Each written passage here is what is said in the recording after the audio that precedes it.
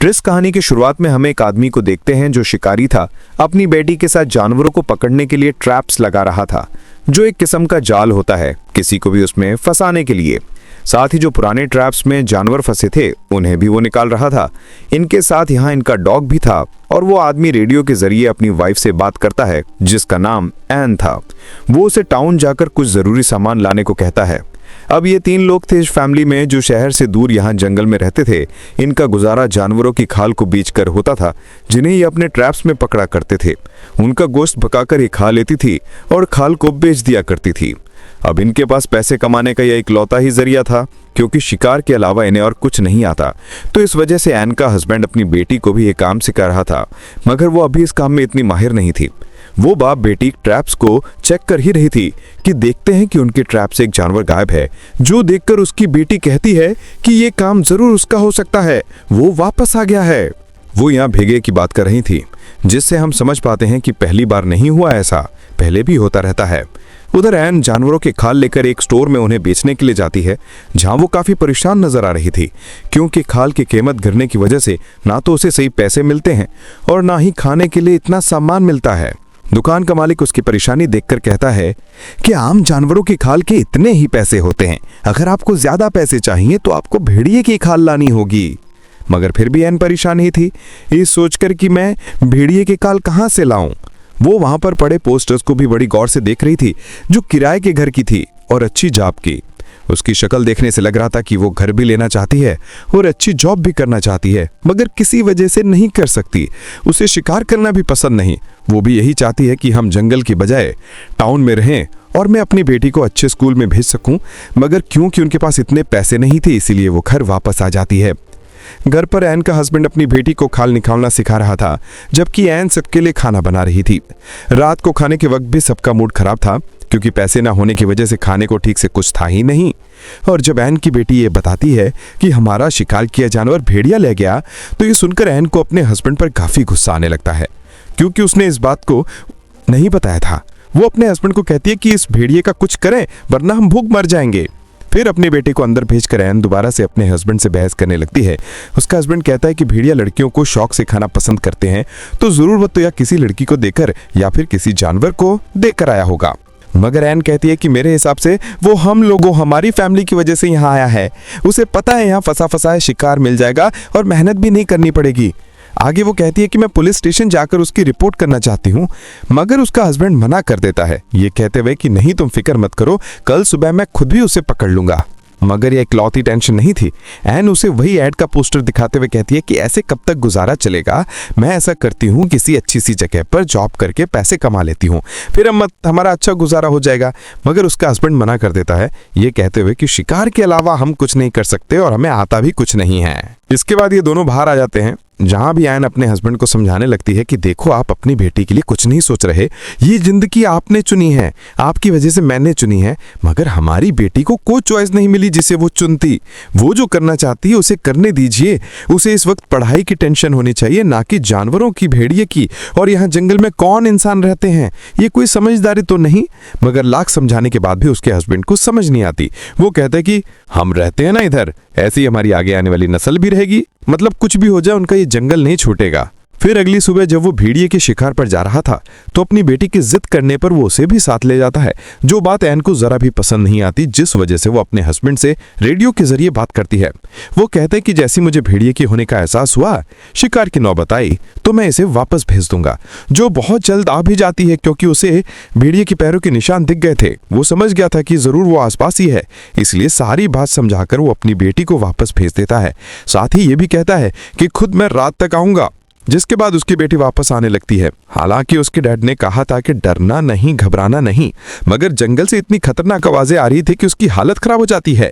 उधर एन का भी यही हाल था। नदी से पानी लाते हुए जब वो वापस आ रही थी तो उसे ऐसा लग रहा था जैसे कोई मेरा पीछा कर रहा है, इसलिए वो भी घबराई हुई थी। और बिल्कुल ऐसे ही उसकी बेटी के साथ भी हो रहा था। जिसके बाद एन तो जैसे तैसे घर आ जाती है, मगर उसकी बेटी नहीं आ पाती। वो वहीं पर डर कर बैठ जाती है। एन के हस्बैंड को भी भेड़िया दिख जाता है, इसलिए वो फौरन उस पर गोली चला देता है, मगर देखने से लग नहीं रहा था कि वो मर गया होगा। गोली की आवाज उसकी बेटी ने भी सुन ली थी, इसलिए वो हिम्मत करके आगे बढ़ जाती है। गोली मारने के बाद जब एन का हस्बैंड वहां चेक करने आता है तो देखता है कि भेड़िया यहाँ नहीं है, जिसका मतलब था कि वो यहाँ से भाग गया। पर वहां एक चीज देखकर उसकी हालत खराब हो जाती है। वो चीज थी एक लड़की का कटा हुआ हाथ जिसे वो भेड़िया खा रहा था। अब सड़क पार करके जंगल की दूसरी तरफ आकर वो आगे बढ़ने लगता है। जहां का नजारा देखकर तो एकदम वो दंग रह जाता है। काफी घबरा गया था क्योंकि वहां लड़कियों की कटी हुई लाशें थी जिन्हें बड़ी बेरहमी से काटकर एक गोल दायरे की तरह रखा गया था, जो जाहिर है भेड़िए का काम तो नहीं हो सकता। जिससे वो समझ गया था कि जंगल में भेड़िए के अलावा एक कातिल भी घूम रहा है जो ये सब कर रहा है, यानी लड़कियों को ऐसे बेरहमी से मार रहा है। देखकर वो एकदम घबरा गया था कि अब मेरी फैमिली को खतरा है, क्योंकि 2 औरतें तो उसके घर में भी मौजूद हैं। भेड़िए को तो वो संभाल लेगा, मगर इस खतरनाक कातिल से निपटना आसान नहीं होगा। घर आकर वो चुपचाप बैठा इसी बारे में ही सोच रहा था। उसकी नींद और भूख तो जैसे उड़ चुकी थी। घर पर उसने कुछ नहीं बताया था कि उसकी फैमिली डर ना जाए, और अब वो खुद ही कुछ करेगा अपनी फैमिली की हिफाजत करने के लिए। अगले दिन जब एन की आंख खुलती है तो उसका हस्बैंड गायब था, क्योंकि वो दोबारा उसी जगह पर पहुंच गया था जहां उसने लड़कियों की कटी लाशें देखी थी। उसने दरअसल एन को ये बता दिया होता है कि भेड़िए को ढूंढने के लिए अगर मुझे पूरी रात भी रुकना पड़े तो मैं रुकूंगा, तो मेरी फिक्र मत करना। पर असल में ये भेड़िए को नहीं बल्कि ढूंढ रहा था कातिल को। एन और उसकी बेटी जब नदी किनारे थी तो उसकी बेटी देखती है कि यहाँ मेरा डॉग नहीं है, इसीलिए उसे ढूंढने चली जाती है। मगर तभी उसके सामने वही भेड़िया आ जाता है जो इनकी तरफ बढ़ने लगता है। उसे देखकर एन जोर से चिल्लाने लगती है, क्योंकि उसके दिमाग में सबसे पहले यही आइडिया आया था, और उसका ये आइडिया कामयाब भी रहता है क्योंकि भेड़िया वहां से भाग गया। और अब ये दोनों माँ बेटी बगैर टाइम जाए किए फौरन अपने घर आ जाती हैं। पर क्योंकि उनका डॉग तो बाहर ही रह गया था, इसीलिए एन गन लेकर उसे ढूंढने जाती है, जहां उसे डॉग मिल तो जाता है मगर मरा हुआ, क्योंकि भेड़िए ने उसका भी काम तमाम कर दिया था। जिसकी मौत से एन को काफी दुख होता है। वो वापस आकर अपनी बेटी से झूठ बोल देती है कि अभी तो डॉग नहीं मिला, जब तुम्हारे डैड आ जाएंगे तो हम उसे ढूंढ लाएंगे। डॉग की मौत के बारे में उसने अपनी बेटी को इसलिए नहीं भी बताया था क्योंकि वो डर ना जाए, उसे अपनी जिंदगी खतरे में ना लगे। तो अब यहाँ पर हमें बता दिया गया है कि इस मूवी का नाम हंटर हंटर क्यों है, क्योंकि दरअसल ये हंटर इन्हीं हंटर्स के बीच फंस गई है जिन दोनों से ही से अपनी जान का खतरा है। एक तो है भेड़िया और दूसरा है वो कातिल। खैर वैसे ही सुबह हो जाती है, मगर एन का हस्बैंड ना खुद वापस आया है ना ही उसका कोई फोन आया।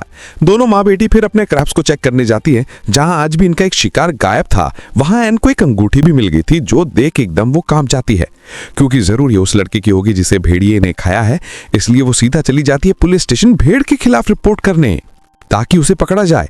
उधर पुलिस ऑफिसर्स के बॉस एक भालू की लाश को लेकर जो पुलिस स्टेशन वापस आ रहे थे, तो उन्हें रास्ते में खाली गाड़ी दिखती है, जिसे पहले तो वो गौर से देखते हैं, मगर उस पर ज्यादा ध्यान ना देते हुए वो पुलिस स्टेशन में आ जाते हैं जहां एन पहले से ही मौजूद थी। एन उन्हें सारी बात बता देती है, जिस पर वो कहती है कि कुछ नहीं हो सकता क्योंकि आपका एरिया हमारे अंडर नहीं आता। साथ ही हम भेड़िए को भी नहीं पकड़ सकते क्योंकि उसकी कोई गलती नहीं है।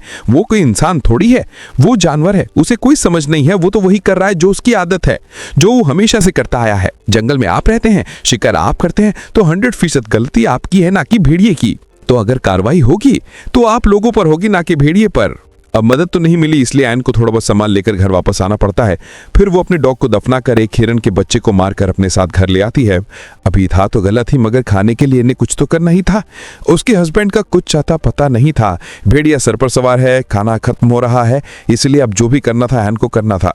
एन फिर अपनी बेटी के साथ मिलकर हिरन की खाल को उतारती है, जिसके बाद ये दोनों उसे पकाकर खाने लगती है। जी हां, तभी अचानक रेडियो पर कुछ हलचल महसूस होती है। एन बोलती तो है मगर आगे से साफ आवाज नहीं आती। फिर रात को जब ये दोनों माँ बेटी सो रही थी तो अचानक इनकी आंख खुल जाती है, क्योंकि जंगल से किसी के चिल्लाने की आवाज आ रही थी। जब ये चेक करने जाती है तो हम देखते हैं कि एन का हस्बैंड नहीं है, बल्कि ये कोई अनजान आदमी था जो काफी जख्मी था और मदद मांग रहा था। तब एन अपनी बेटी को वापस घर छोड़कर एक चीज पर उस आदमी को लिटाकर अपने घर ले आती है, क्योंकि भेड़िया उनके आसपास भी हो सकता है। चेक करने पर उस आदमी के पास एक रेडियो निकलता है, साथ ही उसकी टांग की हालत भी काफी खराब थी। अब ये रात भी ऐसे ही गुजर जाती है। अगले सुबह जब एन की बेटी उसके पास आती है तो अचानक उसकी आंख खुल जाने की वजह से वो काफी घबरा गई थी। फौरन अपनी मॉम को बुला लेती है। उसके मांगने पर एन उसे पानी पिलाती है और टांग के जख्म पर टांके भी लगा देती है। उसे देख एन की बेटी को अजीब लग रहा था, इसीलिए वो अपनी मॉम से कहती है कि डैड ने कहा था कि कभी भी किसी अनजान आदमी पर भरोसा मत करना। जो सुन एन कहती है, देखो उसकी हालत, वो कितना जख्मी है, और अगर तुम्हारे डैडी इधर होते तो वो भी इसकी मदद जरूर करते। उधर बॉस दोबारा से जब पुलिस स्टेशन आ रहा था तो वो उसे गाड़ी फिर से वहीं खड़ी हुई दिखती है, जिससे वो समझ गया था कि पिछले 2 दिन से गाड़ी इधर ही खड़ी है। वो अपनी गाड़ी से उतरकर आसपास देखने लगता है, और जब उसे कोई भी दिखाई नहीं देता तो उस गाड़ी का नंबर ही नोट कर लेता है। फौरन ही जवान आदमी जागता है तो अपना नाम बताते हैं कि मेरा नाम लू है। एन उसे पूछते कि इस जंगल में ज्यादा लोग नहीं आते तो तुम इधर क्या कर रहे थे। इस पर लू बताता है कि यही तो मेरी खासियत है, असल में मैं इस जंगल की तस्वीरें लेने आया था मगर रास्ते में ही मेरी गाड़ी खराब हो गई तो मैं पैदल ही जंगल में आके बढ़ गया, जहां अचानक मुझ पर किसी ने हमला कर दिया जो शायद भेड़िया हो सकता है क्योंकि मैंने उसे देखा नहीं, और वो गाड़ी जो इतने दिनों से खड़ी है वो मेरी ही है। अब उसकी हालत इतनी खराब थी कि उसे हॉस्पिटल ले जाने की जरूरत थी, मगर भेड़िए के होते ये नहीं जा सकते क्योंकि भेड़िया वहां हुआ तो ये भाग नहीं पाएंगे। खैर फिर भी एन अपनी बेटी की मदद से उसे गाड़ी तक ले जाने की कोशिश करती है मगर रास्ते में ही लो दर्द से चिल्लाने लगता है, इसलिए उन्हें दोबारा से घर वापस आना पड़ता है। दोनों माँ बेटी ने अब जहर लगी गोश्त के टुकड़े वहां फेंक दी थी, साथ ही ट्रैप्स लगाकर वहां आग भी जला दी थी ताकि ये लोग उस भेड़िए से बच सके। उधर बॉस गहरी सोच में पड़ा हुआ था क्योंकि पिछले काफी वक्त से लगा था लोग गायब हो रहे हैं, खासतौर पर लड़कियां, जो सिलसिला अभी भी जारी है। अब हालांकि उसकी ड्यूटी खत्म होने में सिर्फ 1 घंटा रह गया था मगर फिर भी वो उस गाड़ी को चेक करने जाता जो इसकी सबसे बड़ी गलती थी। वो निशानों का पीछा करते आगे बढ़ ही रहा था कि तभी उसका पैर एक ट्रैप में फंस जाता है। वो उसे छुड़ाने के लिए जैसे थोड़ा हिलता है तो हाथ भी फंस गया था, जिससे जाहिर है कि वो अब यहाँ फंस चुका है, कहीं भी नहीं जा सकता, और ये ट्रैप जरूर इनके हस्बैंड ने लगाए होंगे कातिल को पकड़ने के लिए, मगर ये बेचारा इसमें फंस गया। उधर गन लेकर एन पूरी तरह चौकन्ना खड़ी थी, मगर पूरी रात बीत जाने के बाद भी ना तो उसका हस्बैंड वापस आया और ना ही भेड़िया। पुलिस स्टेशन में जब एक ऑफिसर आती है तो वो उसकी वाइफ का वॉइस मैसेज सुनती है जिसमें वो कह रही थी कि बॉस कल रात घर वापस नहीं आए। अभी ऑफिसर रेडियो के जरिए उनसे बात करने की कोशिश करती है मगर वो कोई जवाब नहीं देती, इसलिए अब वो भी उस जगह के लिए निकल जाती है। उधर एन को भी अपने हस्बैंड की फिक्र होने लगी थी, इसीलिए वो नक्शा लेकर अपने हस्बैंड को ढूंढने के लिए निकल जाती है। उसे एक ट्रैप में खरगोश फंसा मिलता है, इससे ना चाहते हुए भी इसे मारना ही पड़ता है। ऐसा करके वो काफी दुखी हो गई थी क्योंकि इसका काम नहीं था।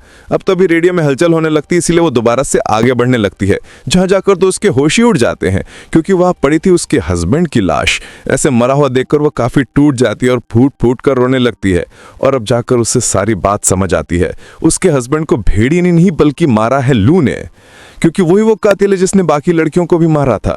एन के हस्बैंड ने उसे पकड़ लिया था मगर लो उससे मारकर भाग गया, पर फिर भी उसके हस्बैंड ने लू को काफी जख्मी कर दिया था, मगर एन ने दोबारा से अपने घर में लाकर उसकी जान बचा ली। अब ये चीज एन के लिए किसी सदमे से कम नहीं थी, क्योंकि वो उस आदमी की सेवा कर रही थी जो उसके हस्बैंड का कातिल था। इस बात से अब तक वो अनजान थी। अब एहसास होते वो गन लेकर जल्दी से घर की तरफ निकल पड़ती क्योंकि इसने एक और गलती कर दी थी, ये अपनी बेटी को लू के साथ अकेली छोड़ाई। उधर ऑफिसर भी उस जगह आकर वो बॉस को ढूंढने लगती है। बॉस को जब ऐसे महसूस होता है कि कोई यहाँ पर है तो अपनी गन से 2-3 गोलियां चलाता है, जिससे बहुत जल्दी वो अफसर उसे ढूंढ लेती है और उसे ऐसे ट्रैप में फंसा हुआ देखकर फौरन ही मदद बुला लेती है।